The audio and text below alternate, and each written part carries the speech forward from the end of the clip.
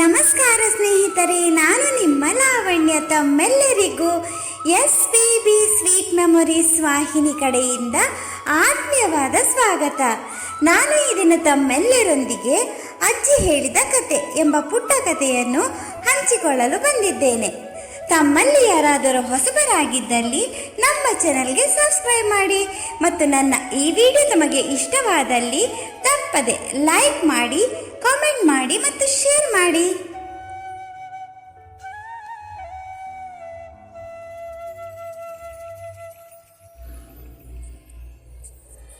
ಒಂದಾನೊಂದು ಕಾಲದಲ್ಲಿ ಒಬ್ಬ ರಾಜನಿದ್ದ. ಆ ರಾಜನಿಗೆ 3 ಜನ ಮಕ್ಕಳು. ಹಿರಿಯ ರಾಜಕುಮಾರನ ಹೆಸರು ರಾಜೇಂದ್ರ, 2ನೇ ರಾಜಕುಮಾರ ಸೋಮೇಂದ್ರ ಹಾಗೂ 3ನೇ ರಾಜಕುಮಾರ ದೇವೇಂದ್ರ. 3 ರಾಜಕುಮಾರರು ವಿದ್ಯಾರ್ಜನೆ ಮುಗಿಸಿ ರಾಜಧಾನಿಗೆ ಹಿಂದಿರುಗಿದ ಮೇಲೆ ರಾಜನಿಗೆ ಒಂದು ಯೋಚನೆ ಬಂತು. 3 ಜನ ರಾಜಕುಮಾರರಲ್ಲಿ ಯಾರು ತನ್ನನ್ನು ಹೆಚ್ಚು ಪ್ರೀತಿಸುತ್ತಾರೆ ಎಂದು ಪರೀಕ್ಷಿಸಲು ನಿರ್ಧರಿಸಿದ. ಆ ಯೋಚನೆ ಬಂದ ಕೂಡಲೇ ರಾಜ 3 ರಾಜಕುಮಾರರನ್ನು ಕರೆಸಿದ. ಅವರೆಲ್ಲರಿಗೆ ಒಂದು ಪ್ರಶ್ನೆ ಹಾಕಿದ. ಅದೇನೆಂದರೆ, ರಾಜನನ್ನು ಅವರು ಎಷ್ಟು ಪ್ರೀತಿಸುತ್ತಾರೆ ಎಂಬ ಪ್ರಶ್ನೆ ಹಾಕಿ ಮಾರನೇ ದಿನ ಉತ್ತರಿಸಲು ಹೇಳಿದ. ಮರುದಿನ ಹಿರಿಯ ರಾಜಕುಮಾರ ರಾಜೇಂದ್ರ ಬಂದು ತಾನು ರಾಜನನ್ನು ನಗ, ನಾಣ್ಯ, ಸಂಪತ್ತು ಎಲ್ಲವುಗಳಿಗಿಂತಲೂ ಹೆಚ್ಚಾಗಿ ಪ್ರೀತಿಸುತ್ತೇನೆ ಎಂದು ಹೇಳಿದ. ರಾಜನಿಗೆ ಸಂತೋಷವಾಯಿತು. 2ನೇ ರಾಜಕುಮಾರ ಸೋಮೇಂದ್ರ ಬಂದು ತಾನು ರಾಜನನ್ನು ಎಲ್ಲ ಸಿಹಿ ತಿಂಡಿಗಳು, ಕಜ್ಜಾಯಗಳಿಗಿಂತಲೂ ತುಂಬ ಹೆಚ್ಚಾಗಿ ಪ್ರೀತಿಸುತ್ತೇನೆ ಎಂದು ಹೇಳಿದ. ರಾಜನಿಗೆ ಖುಷಿಯಾಯಿತು.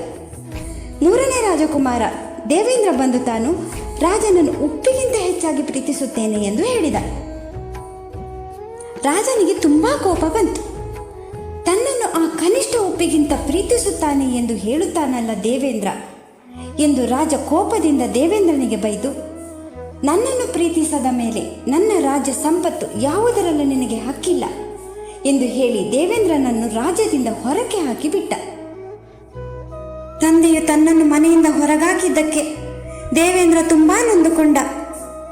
ಹೀಗೆ ದುಃಖಿಸುತ್ತಾ ಒಂದು ದಿನ ದಾರಿಯಲ್ಲಿ ನಡೆದು ಹೋಗುತ್ತಿರುವಾಗ ಒಬ್ಬಳು ತುಂಬಾ ವಯಸ್ಸಾದ ಅಜ್ಜಿ ನಡೆಯಲಾರದೆ ಕಷ್ಟಪಡುತ್ತಿರುವುದನ್ನು ನೋಡಿದ ದೇವೇಂದ್ರ ಆ ಅಜ್ಜಿಯನ್ನು ಕೈ ಹಿಡಿದು ಆಕೆಯ ಮನೆಯವರೆಗೂ ಆಕೆಗೆ ನಡೆಯಲು ಸಹಾಯ ಮಾಡಿದ. ದೇವೇಂದ್ರನ ಈ ಸಹಾಯದಿಂದ ತುಂಬಾ ಸಂತೋಷಗೊಂಡ ಆ ಅಜ್ಜಿ ದೇವೇಂದ್ರನ ಪೂರ್ವಾಪರಗಳನ್ನು ವಿಚಾರಿಸಿದಳು. ದೇವೇಂದ್ರ ನಡೆದ ಕಥೆಯನ್ನೆಲ್ಲ ಆ ಅಜ್ಜಿಗೆ ವಿವರಿಸಿದ. ಕಥೆಯನ್ನು ಕೇಳಿದ ಅಜ್ಜಿ ದೇವೇಂದ್ರನಿಗೆ ಸಹಾಯ ಮಾಡಲು ನಿರ್ಧರಿಸಿದಳು. ದೇವೇಂದ್ರನನ್ನು ಕರೆದು ಹೀಗೆ ಹೇಳಿದಳು, ನನಗೆ ಮಾಯಾವಿ ಶಕ್ತಿ ಇದೆ. ಆ ಶಕ್ತಿಯನ್ನು ಬಳಸಿ ನಿನಗೆ ಒಂದು ರಾಜ್ಯ ನಿರ್ಮಿಸಿ ಕೊಡುತ್ತೇನೆ. ನೀನು ಇದೇ ರೀತಿ ಒಳ್ಳೆಯತನದಿಂದ ಆ ರಾಜ್ಯವನ್ನು ಆಳಬೇಕು ಎಂದು ಆದೇಶಿಸಿದಳು. ಇದರಿಂದ ಸಂತೋಷಗೊಂಡ ದೇವೇಂದ್ರ ಆದೇಶವನ್ನು ಶಿರಸಾ ಪಾಲಿಸುತ್ತೇನೆ ಎಂದು ಮಾತು ಕೊಟ್ಟ. ಮಾತಿನಂತೆ ಅಜ್ಜಿ ದೇವೇಂದ್ರನಿಗೆ ಒಂದು ಸುಂದರ ಸಂಪದ್ಭರಿತ ರಾಜ್ಯ ಕಟ್ಟಿಕೊಟ್ಟಳು. ಸಂತೋಷಗೊಂಡ ದೇವೇಂದ್ರ ಅಜ್ಜಿಗೆ ಧನ್ಯವಾದ ಹೇಳಿ ತನ್ನ ರಾಜ್ಯಕ್ಕೆ ಹೋಗಿ ದಕ್ಷತೆಯಿಂದ ರಾಜ್ಯಭಾರ ಮಾಡತೊಡಗಿದನು. ಕೆಲಕಾಲದ ನಂತರ ದೇವೇಂದ್ರನಿಗೆ ತನ್ನ ತಂದೆ ತಾಯಿ ಸಹೋದರರನ್ನು ಭೇಟಿಯಾಗುವ ಆಸೆಯಾಯಿತು. ಆದರೆ ತನ್ನ ತಂದೆಗೆ ತನ್ನ ಮೇಲಿರುವ ಕೋಪ ಇನ್ನೂ ಕಡಿಮೆಯಾಗಿದೆಯೋ ಇಲ್ಲವೋ ಎನ್ನುವ ಆತಂಕ. ಅದಕ್ಕೆ ಅವನು ಒಂದು ಉಪಾಯ ಯೋಚಿಸಿದ. ತನ್ನ ಸುತ್ತಮುತ್ತಲಿನ ಎಲ್ಲ ರಾಜ್ಯದ ರಾಜರಿಗೆ ಒಂದು ಔತಣಕೂಟ ಏರ್ಪಡಿಸಿದ. ಆ ಔತಣಕೂಟಕ್ಕೆ ದೇವೇಂದ್ರನ ತಂದೆ ತಾಯಿ ಸಹೋದರರನ್ನು ಆಮಂತ್ರಿಸಿದ. ಔತಣಕೂಟಕ್ಕೆ ಆಮಂತ್ರಣ ನೀಡಿದ ರಾಜ ಯಾರೆಂದು ತಿಳಿದಿಲ್ಲವಾದರೂ ದೇವೇಂದ್ರನ ತಂದೆ ಪರಿವಾರ ಸಮೇತ ಆಗಮಿಸಿದ. ಎಲ್ಲ ರಾಜರು ಆಗಮಿಸಿದ ಮೇಲೆ ರಾಜ ದೇವೇಂದ್ರ ಸಭೆಗೆ ಆಗಮಿಸದೆ ತನ್ನ ಮಂತ್ರಿಯನ್ನು ಕಳುಹಿಸಿ ಔತಣದ ನಂತರ ರಾಜ ಆಗಮಿಸುತ್ತಾರೆ ಎಂಬ ಸಂದೇಶವನ್ನು ಸಭೆಯಲ್ಲಿ ಘೋಷಿಸಿದ. ಔತಣಕೂಟಕ್ಕೆ ಸಿದ್ಧಪಡಿಸಿದ ಎಲ್ಲ ತಿನಿಸುಗಳನ್ನು ತಂದು ಸಭೆಯಲ್ಲಿಟ್ಟರು. ವಿಧ ವಿಧ ಕಜ್ಜಾಯಗಳು, ತಿಂಡಿ ತಿನಿಸುಗಳನ್ನು ನೋಡಿದ ತಕ್ಷಣ ಬಾಯಲ್ಲಿ ನೀರೂರುವಂತಿತ್ತು. ಸಭೆಯಲ್ಲಿ ಕುಳಿತಿದ್ದ ರಾಜರುಗಳಿಗೆಲ್ಲ ಊಟ ಬಡಿಸಲಾಯಿತು. ಒಂದೆರಡು ತುತ್ತು ಊಟ ಮಾಡಿ ಎಲ್ಲರೂ ಮುಖ ಮುಖ ನೋಡಿಕೊಳ್ಳಲಾರಂಭಿಸಿದರು. ಏಕೆಂದರೆ ಯಾವ ಅಡಿಗೆಗೂ ಉಪ್ಪೇ ಹಾಕಿರಲಿಲ್ಲ. ನೋಡಲು ತುಂಬಾ ಸುಂದರವಾಗಿ ಕಂಡ ಆ ಎಲ್ಲ ತಿಂಡಿ ತಿನಿಸುಗಳು ಸಪ್ಪೆ ಸಪ್ಪೆ. ಉಪ್ಪಿಲ್ಲದ ಅಡಿಗೆ ಸ್ವಲ್ಪವೂ ರುಚಿಕರವಾಗಿರಲಿಲ್ಲ. ಎಲ್ಲರೂ ಉಪ್ಪಿಲ್ಲದ ಆ ಸಪ್ಪೆ ಊಟವನ್ನು ತೆಗಳಲು ಶುರು ಮಾಡಿದರು. ದೇವೇಂದ್ರನ ತಂದೆ ಸಹ ಇದೆಂಥ ಕೆಟ್ಟ ಊಟ ಎಂದು ಬೈದ. ಆಗ ಸಭೆಗೆ ದೇವೇಂದ್ರ ಆಗಮಿಸಿದ.